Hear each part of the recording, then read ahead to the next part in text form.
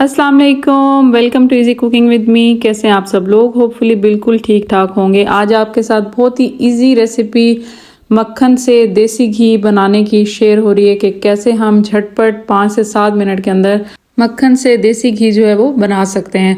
तो मक्खन बनाने की रेसिपी तो सभी को मालूम होगी, लेकिन देसी घी से हम कैसे बनाएंगे आप देख सकते हैं। मक्खन मेरा निकल चुका है और इसके अंदर थोड़ा बहुत जो है वो लस्सी जो होती है उसके जो है वो आप देख सक रहे हैं पानी नज़र आ रहा है साइडों पे। यानी अगर आप दूध से बनाते हैं तो भी थोड़ा दूध रह जाता है, लेकिन अगर आप जाग वगैरह लगा के लस्सी से मक्खन निकालते हैं तो भी उसके अंदर ना कुछ जो है वो लस्सी रह जाती है।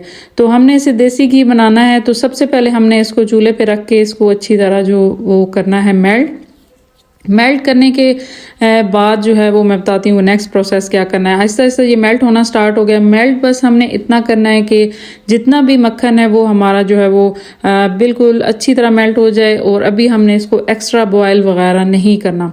तो यहाँ पे तकरीबन 2 से 3 मिनट के अंदर सारा बटर जो है वो हमारा मेल्ट हो गया है।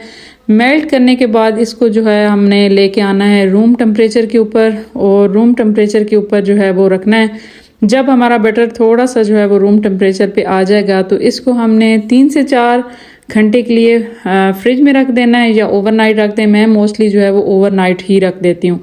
नेक्स्ट मॉर्निंग जब मैंने इसको निकाला तो आप देखें कि बिल्कुल जो ऊपर वाली लेयर थी वो बिल्कुल हार्ड हो चुकी थी, और अच्छा जो है ये अब मक्खन हमारा देसी घी बनाने के लिए तैयार हो चुका था। तो यहाँ पे मोस्टली जो है वो एक प्रॉब्लम आती है कि बहुत ज़्यादा देर चूल्हे पे रख के इसके जो अंदर पार्टिकल्स रह जाते हैं उनको जो है वो ख़त्म करना पड़ता है और फिर देसी घी बनता है। तो यहाँ क्विक रेसिपी ये है कि जब हम इसको रात भर रख के फ्रीज़ कर लेंगे तो इस तरह साइड पे एक होल करके हम जो ही अपने जो है वो पैन को उल्टा करेंगे तो जितनी भी इसके अंदर लस्सी या दूध वगैरह रिमेनिंग होगा वो सारा निकल आएगा। जो है ना आप देख सकते हैं कि मैंने एक होल अच्छी तरह किया है और इसके अंदर से लस्सी जितनी थी वो निकल आई है। अब इसको बनाने का प्रोसेस बहुत ही इजी हो जाएगा, लेकिन फिर भी हम इसको ये नहीं कह सकते कि एक ही बॉयल आने के बाद ये बिल्कुल जो है वो परफेक्ट देसी घी बन गया, तो ऐसा बिल्कुल नहीं है।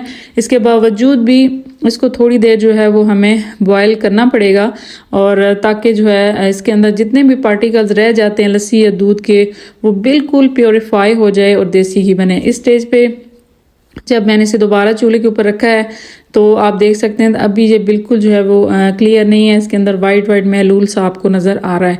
तो तकरीबन 5 मिनट आप इसको मीडियम आंच रख पे 5 से 7 मिनट अच्छी तरह जब पकाएंगे और इसको अच्छी तरह बॉयल आएंगे तो आहिस्ता आहिस्ता आप देखना स्टार्ट करेंगे कि हमारा जो है वो देसी घी बिल्कुल परफेक्ट रेडी होना स्टार्ट हो गया।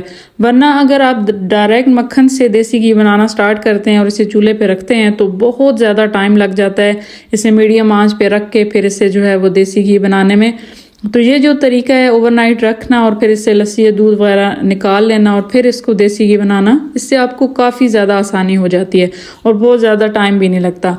यहाँ पे देखें थोड़ी देर रखने के बाद किनारों से आपको ये नज़र आ रहा है कि ये जो जलना शुरू हो गया अंदर दूध वगैरह जो हमारा था।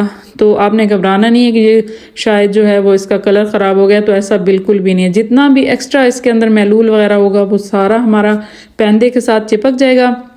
और यहाँ पे जब इसे मैंने थोड़ी देर ठंडा किया यानी हीट इसकी ऑफ कर दी, तो आपको मैं चम्मच पे दिखाती हूँ बिल्कुल ये ज़बरदस्त सा देसी घी जो निकल के तैयार हो गया।